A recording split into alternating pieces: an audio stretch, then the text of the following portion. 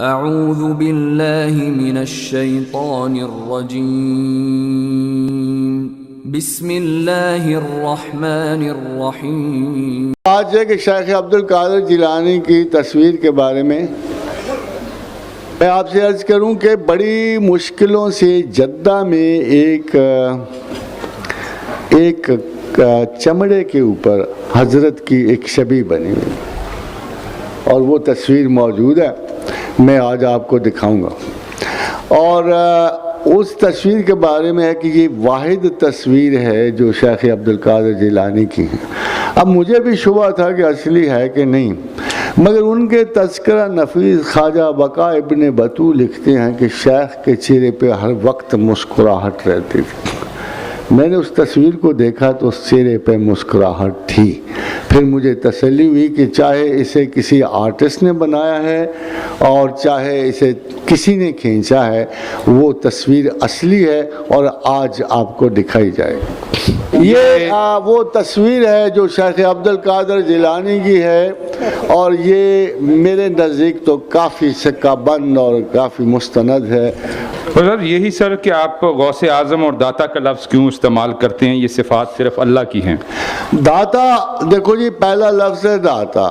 جیسے اللہ نے قرآن حکیم میں اپنے پیغمبر کو کہا کہ یہ رؤوف و رحیم ہے، تو جب اس نے رؤوف و رحیم کہا تو اس کا مطلب یہ نہیں تھا کہ ہی ہیز ریپلیسڈ می، تو اللہ رؤوف و رحیم ہے۔ تو جب قرآن میں فرمایا کہ یہ میرا پیغمبر جو ہے امت کی خیرخواہی پہ بڑا حریص ہے اور یہ بڑا رؤوف ہے، رحیم ہے، وہاں اللہ نے عبد الرؤوف یا عبد الرحیم کے لفظ استعمال نہیں کیے۔ تو ہر چیز کا ایک لیول اور پیڈسٹل ہوتا ہے، ہر چیز کی ایک بزرگی اور ایک عزت اور عظمت ہوتی ہے اور اس کا ایک ایریا ہوتا ہے۔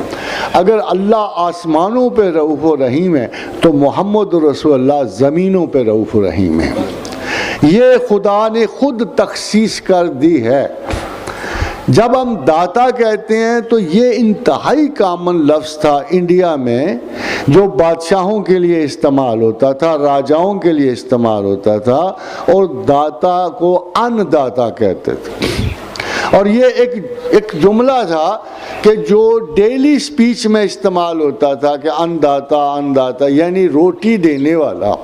مگر جب شیخ کی باری آئی، سیدنا علی بن عثمان حجویری کی باری آئی، تو ایسا تو ہم نے کہیں، ویسے اب تو ماشاءاللہ ہر وقت ہی وہ لنگر شنگر بٹتا ہے، لوگ کھاتے پیتے ہیں، مگر ان کی زندگی میں ان کی سخاوت تو مشہور تھی، مگر یہ نہیں دیکھا گیا کہ وہ اس سے بڑی تھی جو کام انہوں نے ذہناً کر دکھایا کہ بے شمار لوگوں کو اللہ کی طرف راغب کیا۔ اور انڈیا میں تمام اسلامی موومنٹس جو صوفیاء کی تھی ان کے وہ سر خیل ہیں، اور حتیٰ کہ جب شیخ معین الدین چشتی اجمیری بھی گزرتے ہیں تو ان کو پتہ ہے کہ ہمارے استاد معظم یہی ہیں، حتیٰ کہ اقبال نے اوورال سم اپ کیا اور یہ کہا کہ سید حجویر مخدوم امم مرقد او پیر سنجر را حرم، یعنی سید حجویر کی ذات گرامی بر صغیر میں اسلام کے لیے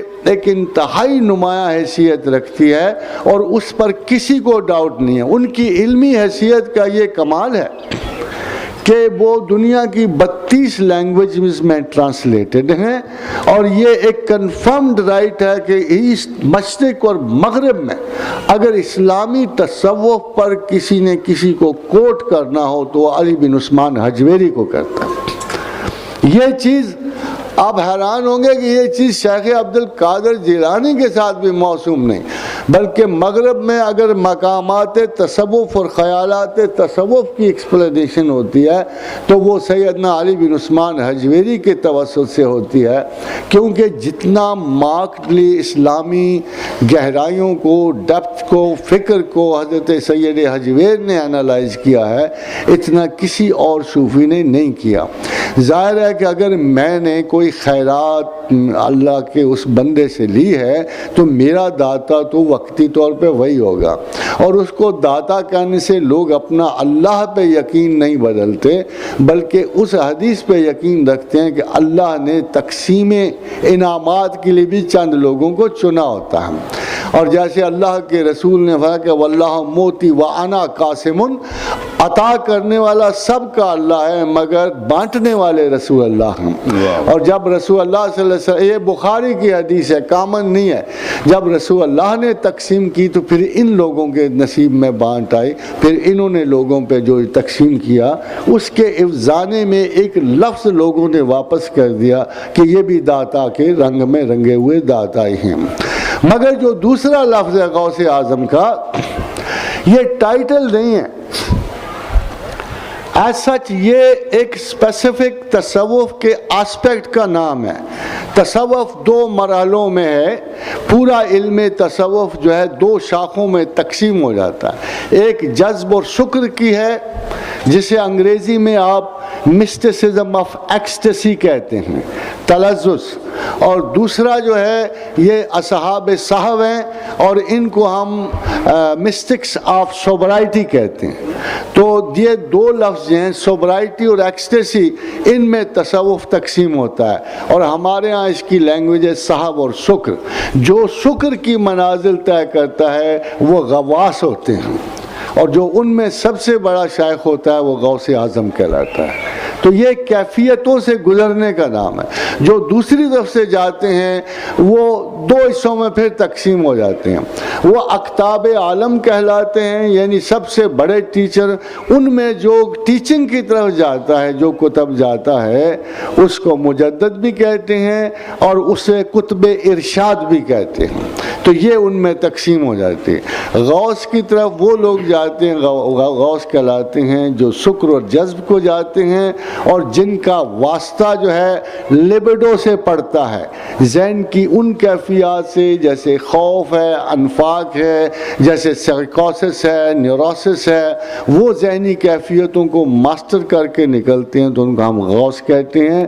اور اغواس میں سب سے بڑے غوث اعظم شیخ عبد القادر جیلانی ہیں کہ اتنی ہائٹ جو ہے پھر کسی استاد نے نہیں پائی اس انالیسس میں۔ اور ادھر سے جو لوگ اٹھتے ہیں تعلیم و رشد سے، اصحاب صحو کہلاتے ہیں، اور ان کے دو درجات ہیں، ایک کتب الاقطاب ہیں جو سمپل ہوتے ہیں، ان کی ٹیچنگ ان کے ذمہ نہیں ہوتی، مگر جب وہ ٹیچنگ کو جائیں تو کتب ارشاد کہلاتے ہیں اور یہ سب سے بڑے ہوتے ہیں۔ جب کتب ارشاد کا عالم بلند ہوتا ہے تو غوث ختم ہو جاتا ہے۔ اس کی وجہ کہ اس وقت دین کو علم کی ضرورت ہوتی ہے، اس وقت پھر مجذوب ختم ہو جاتے ہیں، غوث ختم ہو جائے، مجال نہیں ہوتی کسی کے کہ کتب ارشاد کے سامنے اپنی اینٹ پھر علیحدہ بنا سکے۔ اس کے لیے حضرت شیخ علاء الدین علی احمد صابر جو ہیں ان سے پوچھا ان کے محترم شاگرد نے کہ حضرت مجدد وقت ولایت میں کسے کہتے ہیں؟ تو انہوں نے کہا ہمارے ہاں مجدد وہ ہوتا ہے جو سابقہ روایات کو مینٹین کرے اور صاف ستھرا رکھے، اور پھر اس صاف ستھرے مذہب کو موجود اور حاضر میں تسلیم کروائے اور پھر مستقبل میں اس کے اشارات چھوڑ دے۔ یہ کتب ارشاد کا کام ہوتا ہے۔ اور میرا خیال 36-38 میں ہم دیکھتے ہیں کہ ولایت اور کتبیت تقسیم ہو گئی اور وہ لیول بھی نہ رہے، تو چھوٹے لیول پہ ہمیں اللہ نے مجددیت کا ایک لیول دیا جس میں دوبارہ ریسریکشن آف ریلیجن نے اقبال نے نمایاں کام کیا، اور ولایت کے ضمن میں سیدنا مہر علی خواجہ مہر علی گولہ شریف والے، he was a very very literate mystic, پھر انہوں نے یہ علم بلند کیا۔